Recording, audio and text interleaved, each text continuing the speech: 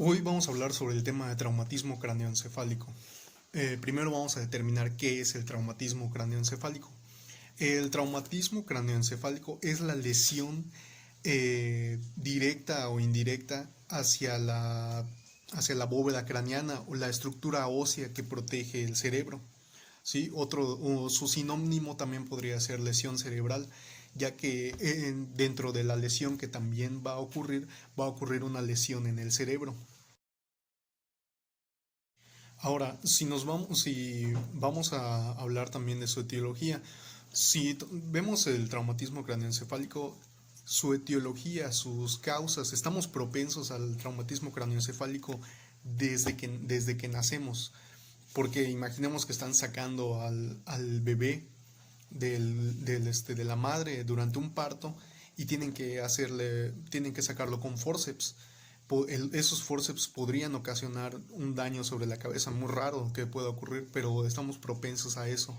También estamos propensos a las caídas cuando somos niños, a las caídas cuando somos adultos jóvenes y a las caídas cuando las personas ya llegamos a una edad más avanzada.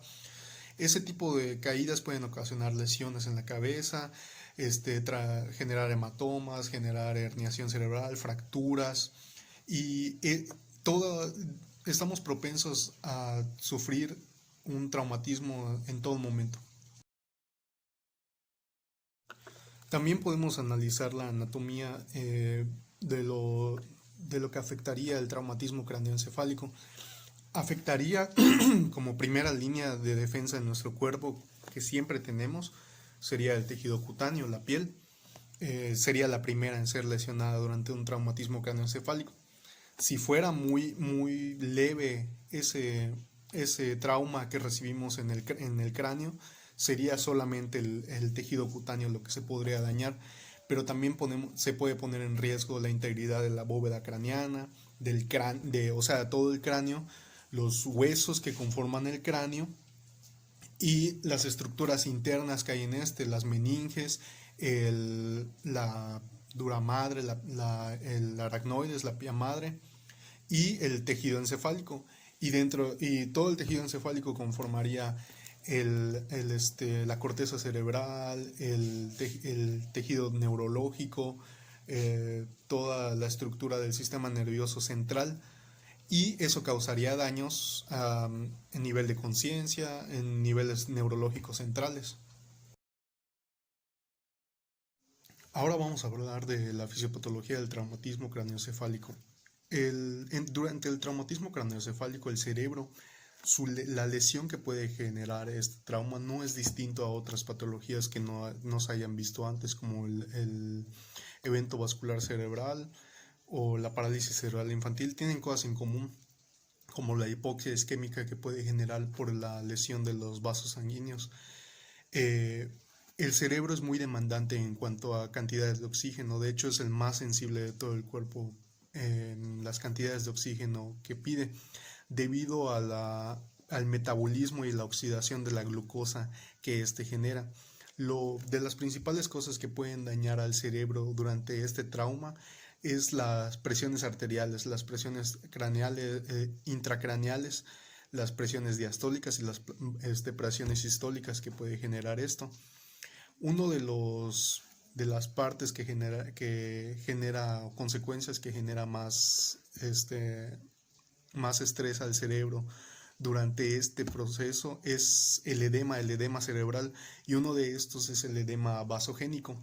Este se debe a que se rompe la barrera hematoencefálica que existe en el cerebro y permite que haya un flujo de plasma que es muy rico en proteínas, y esto combinado junto con las presiones diastólicas y sistólicas hacen que aumente el volumen del tejido encefálico.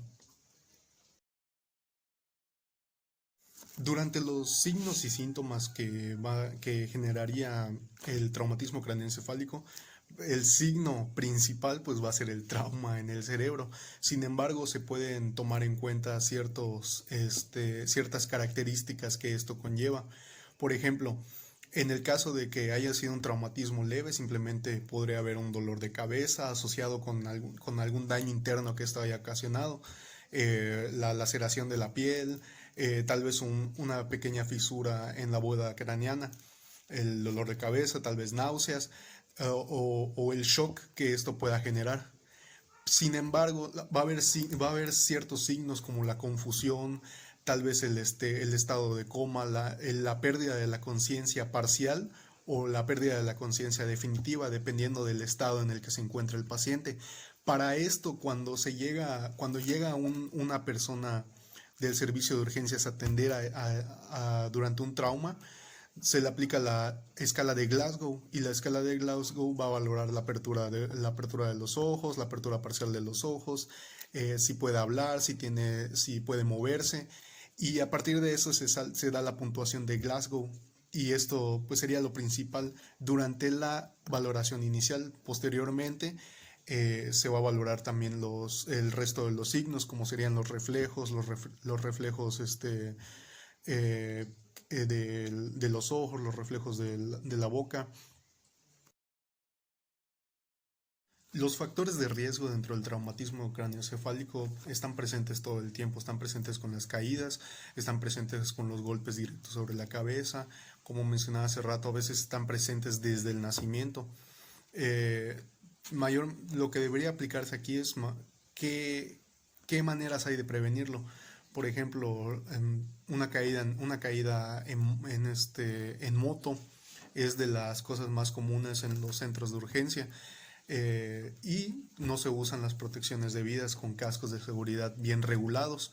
También otros factores de riesgo muy comunes son el riesgo de caída en ancianos por desorientación, por falta de control motor o pérdida del control osteoarticular. Maneras de evitarlo podrían ser el uso correcto de los barandales, el uso correcto de pequeñas ayudas ortésicas hacia las personas mayores. No hay una forma como tal de evitar directamente el traumatismo craneoencefálico. A veces puede pasar a forma de accidente, puede ser causado, y lo que se debe hacer es prevenir. Ahora, el tratamiento del traumatismo craneoencefálico. El tratamiento va a depender del nivel de la lesión. Existen dos mecanismos de lesión dentro del traumatismo craneoencefálico, el directo y el indirecto. El directo es el golpe, la contusión o la laceración o la fractura que haya existido en el cráneo. La fractura puede llevar a muchas otras cosas, como la introducción de fragmentos del cráneo en el cerebro o simplemente en las meninges. Y de ahí viene después de eso, de esa evaluación, viene el tratamiento quirúrgico. El tratamiento quirúrgico va a enfocarse en la reparación del tejido óseo, de las meninges, de la extracción de la coagulación del hematoma, y junto con el tratamiento farmacológico para disminuir la presión intracraneal que puede ser generada por el edema, en este caso, como mencionaba hace rato, el edema vasogénico. Después vendría el resto de los tratamientos, pero enfocándonos en el tratamiento fisioterapéutico, vendría la ayuda en el movimiento, dependiendo del grado y si hay un nivel de conciencia en el que podamos trabajar. Si no hay un nivel de conciencia para la rehabilitación del movimiento o del movimiento fino, del movimiento grueso, simplemente va a ser para no perder arcos de movilidad. Existe un conocimiento que he adquirido al leer sobre esto y no tenía idea de que se nombrara así, y es la contusión que suele tener el cerebro al recibir un impacto. Y es una lesión que es muy común en los boxeadores, y yo no tenía idea de que se llamara así, que es la lesión por golpe y lesión por contragolpe. Y va de esta manera: imaginemos que yo recibo un golpe directo sobre mi cráneo, y el primer golpe que recibe el tejido cerebral directo desde el puño hasta la bóveda del cráneo se le conoce como lesión por golpe. Luego de eso viene la lesión por contragolpe, que sería internamente, donde el cerebro, después de recibir ese impacto directo, golpea contra la cara interna del cráneo, recibiendo lesión por contragolpe. Bueno, ahora vamos a hablar de la maqueta. Como ya hemos hablado anteriormente en el video, el cráneo es una estructura rígida y sólida que no, la única deformación que puede tener es por el impacto de un trauma de gran daño que pueda generarle, pero no tiene el cráneo no tiene la capacidad de deformarse, no tiene la capacidad de expandirse y no puede adaptar la forma que vaya solicitando el espacio interno del encéfalo. ¿Ok? Entonces, debido a eso, los mayores traumas que por los que sufre o consecuencias que sufren por un traumatismo craneoencefálico son el hematoma epidural, el hematoma subdural y el aumento del volumen encefálico. Vamos a hablar primero del hematoma epidural y luego del hematoma subdural, que es este que está acá. Primero vamos a diferenciar los dos hematomas uno de otro. ¿Sí? Primero, el hematoma epidural generalmente es la consecuencia del traumatismo directo. Puede ser por una fractura o por una contusión. Es el resultado del desgarro o la lesión de una arteria, en este caso de la arteria meningia media. Y en se empieza a llenar de sangre el espacio entre el cráneo y la dura madre. ¿Sí? Este espacio que está acá.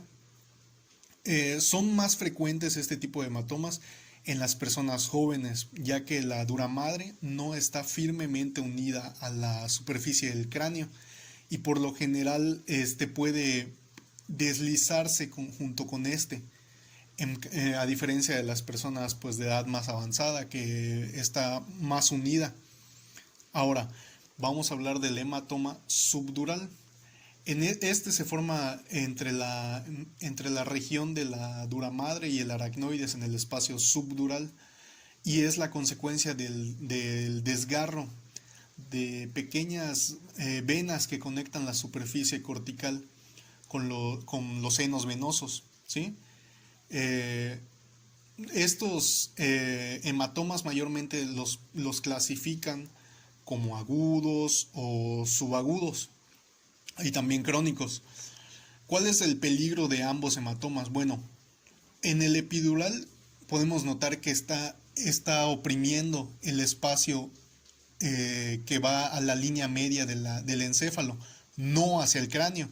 No puede expandirse hacia el cráneo, sino que empieza a expandirse hacia la línea media del encéfalo, oprimiendo el tejido encefálico y causando lesiones en él, ¿sí?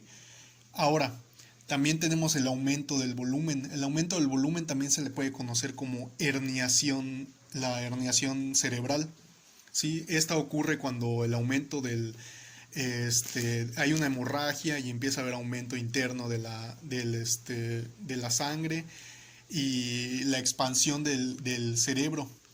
Empieza a ocurrir el aumento del volumen. El cerebro al chocar con la superficie ósea que es el cráneo, que es la bóveda craneana, empieza a autolesionarse, ya que el cráneo no puede expandirse, solo el cerebro. A continuación vamos a ver como una simulación de un aumento del volumen con este globo. Yo voy a introducir aire en este globo, simulando a lo que sería la masa encefálica en un aumento de volumen. Y vemos como aquí ya se está lesionando porque está chocando contra las paredes del cerebro.